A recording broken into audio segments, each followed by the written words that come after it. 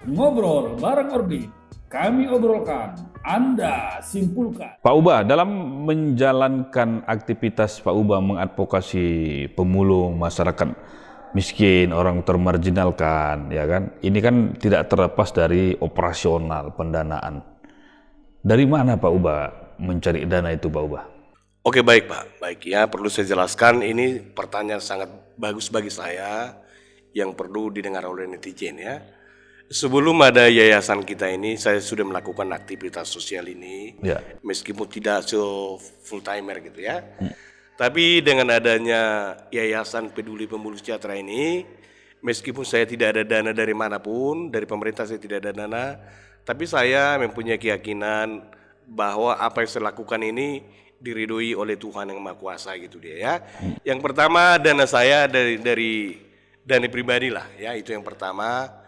Karena saya terpanggil, hati saya redam melihat betapa sulitnya kawan-kawan marginal, misalnya mengurus kakak, membawa orang sakit dan lain sebagainya. Yang pertama dulu, waktu saya bekerja, saya diberangkatkan keluarga ya, keluarga saya, istri dan anak-anak. Kami dulu sampai sekarang di rumah membuka jahitan ya, menjahit gorden ya. Yang kedua, setelah berdiri yayasan ini, ya alhamdulillah puji Tuhan Pak, karena saya rajin mengupload ke media sosial, mudah-mudahan banyak orang empati dengan perjuangan saya sampai sekarang ya.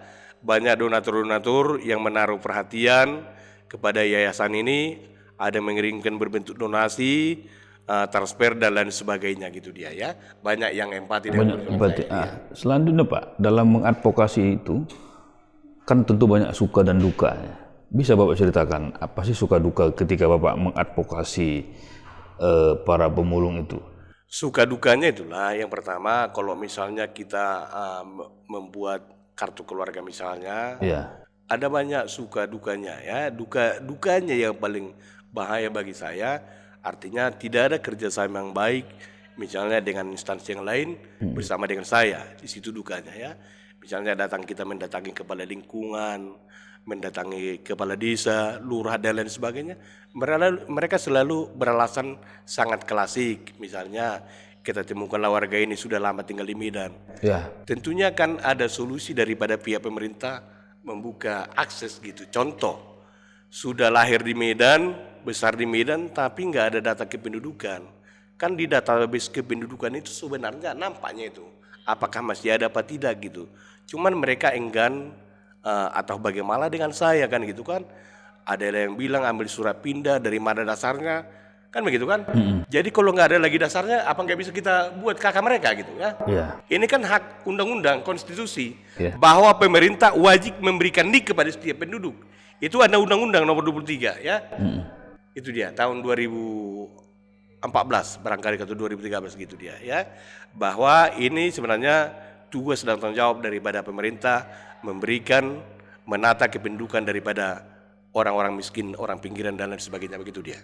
Aparat yang sering menganggap sepele dengan kerja Bapak ini di tingkat mana? Apakah di tingkat lingkungan, desa atau gimana Pak? Sebenarnya secara gambaran umum semua itu menuduh saya calo, karena mereka menganggap saya ini bagian daripada mengutip saya terima uang daripada marginal itu.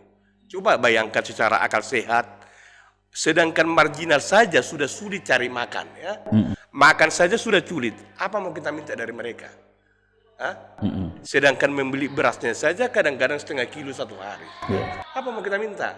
Cuman image daripada pegawai kita, para ASN kita, khususnya di Kota Medan dan Sumatera Utara ini belum berubah, gitu dia. Karena apa? Karena seperti saya bilang tadi, dari zaman dahulu sampai sekarang belum berubah birokrasi itu, gitu dia.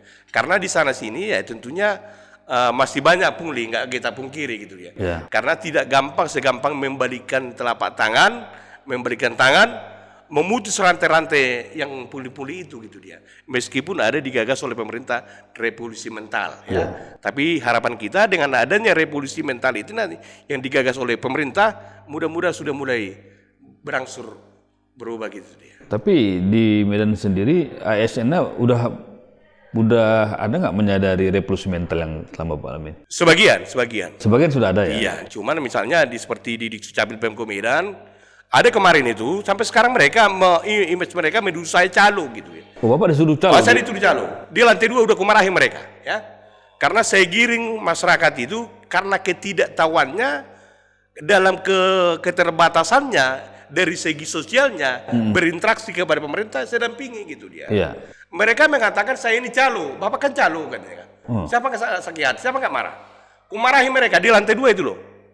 Kumarahi mereka betul ya. Karena saya siap memarahi mereka ketika mereka tidak melayani warga dengan baik. Gitu. Oh, Bapak membawa pemulung ini ke Capil, mendampingi mereka karena mereka tidak mengerti mengurus administrasi kependudukan. Iya. Bapak malah dituduh calo. Dituduh calo, itu dia penyakit orang itu penyakitnya. Sementara yang kita advokasi dan edukasi adalah marginal, miskin, terabaikan, terpinggirkan, nggak punya pendidikan dan lain sebagainya, nggak punya uang. Harus saya advokasi dan edukasi sampai ke sana. Mereka malah bilang saya tangkap dari situ di lingkungan seputaran di Capil itu. Sementara kita bawa dari rumah. Boleh sekali Pak ikut sama saya? Iya. Boleh. Siap.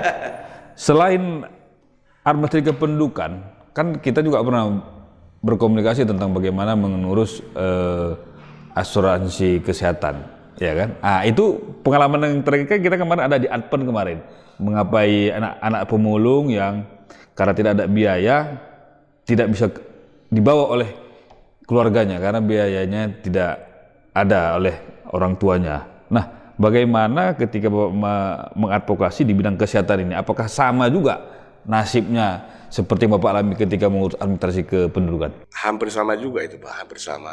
Artinya persoalannya begini, kan dalam undang-undang sudah dikatakan fakir miskin dan anak-anak terlantar dipelihara oleh negara. Tapi itu kan hanya katanya.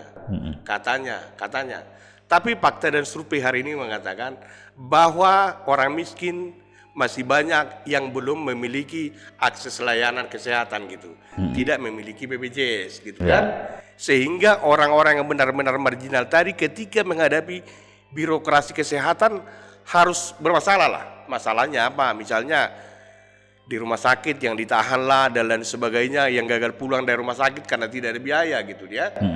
Lalu sebagian melapor ke saya, ketika melapor kepada saya, ya saya tayang, saya upload di media sosial gitu dia ya. Banyak orang yang empati memecahkan, membantu persoalan mereka. Sesungguhnya ini tanggung jawab negara dong ya. Artinya untuk pendataan masyarakat miskin agar benar-benar terdata dengan baik gitu dia. Nah, terakhir Pak Uba, apa harapan Pak Uba terhadap para pemerintah, ya kan, dalam hal mengatasi persoalan pemulung ini? Oke, yang pertama, karena seperti saya bilang tadi, bincang-bincang yang pertama ya, bahwa di tataran pemulung itu sesungguhnya mereka belum tertib administrasi kependudukan. Yang pertama, saya minta kepada pemerintah buka akses kepada saya, kepada yayasan ini ya. Karena yayasan ini sesungguhnya adalah membantu tugas negara gitu ya. Saya ditugaskan oleh negara membantu pemerintah gitu ya. Kenapa? Sesuai dengan amanah bagi saya, yayasan ini kan sudah berbadan hukum. Artinya bermitra kepada pemerintah gitu ya. Jangan pemerintah itu atau oknum-oknum silakan tutup mata sebelah mata melihat saya, tapi tuntaskan persoalan orang-orang miskin. Itu maksud saya gitu ya. Itu harapan kita ke depannya, bagaimana supaya tertib administrasi kependudukan di Sumatera Utara ini ya. Karena bukan hanya di Serdang, Kota Medan yang saya tangani ya. Dari luar kota pun sudah banyak saya bereskan ya. Di luar kota Medan Sumatera Utara ya, sudah banyak saya tuntaskan administrasi kependudukan meskipun hanya melalui BIPON gitu ya. Kita akan bantu dia. Artinya pemerintah harus buka akses dan menjemput bola lah ya terhadap menjemput bola ya. Mari kita duduk bersama. Ketika misalnya ubah Pasar Ibu dengan timnya, janganlah dituduh calo ya, karena sebenarnya mau saya arahkan ke pemerintah, ayo kita lihat mereka ya, sama-sama turun ke lapangan. Di mana lagi marginal yang tidak punya kakak itu gitu dia. Satu aja saya kasih contohnya, nggak apa-apa. Contohnya dinas kependudukan Pemko Medan, kalau bisa jembatani Pak dengan kepala dinasnya. Biar ku bawa hari ini fakta ya, biar ku bawa hari ini fakta ini ya. Kita lihat fakta itu di mana sebenarnya marginal itu, di mana mereka orang miskin yang tidak punya kakak itu. Konon lagi kakak mau diurus, makan sudah terancam. Seharusnya saya meminta uang kepada kepala dinas itu untuk memberikan mereka makan. Itu aja, kan gitu kan? Cuman nggak saya pikirkan itu, cuma bukalah akses gitu ya. Karena masih banyak teman-teman kita warganet, netizen berempati dengan saya ya. Saya ini nggak punya dana kecuali disupport oleh warganet, dan terima kasih buat warganet yang sudah mendukung menjadi bagian perjalanan daripada yayasan yang gitu dia. Ya. Baik pemirsa Ngorbit, kita tadi sudah mendengar dari cerita dari Pak Uba Pasaribu, aktivis sosial yang peduli terhadap nasib pemulung, orang miskin dan rakyat marginal. Beliau peduli khususnya di bidang administrasi kependudukan, pendidikan para anak-anak pemulung dan juga kesehatan dari para keluarga pemulung.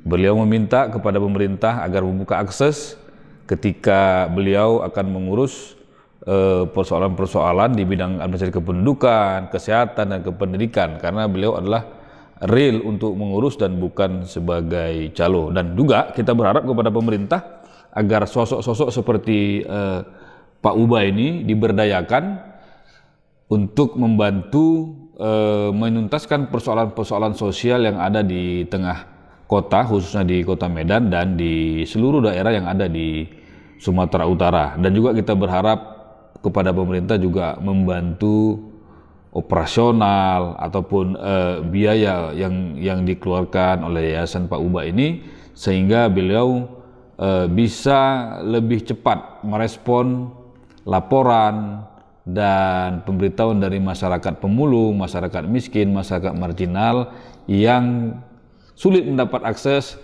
terlebih lagi sulit dalam mendapatkan bantuan dari pemerintah. Jangan lupa pemirsa Ngorbit harus mensubscribe channel kita di Medan Orbit agar channel ini tetap terus eksis dan bisa bermanfaat bagi kita semua. Terima kasih para pemirsa Ngorbit, dan kita akan ketemu lagi pada waktu dan kesempatan yang lainnya.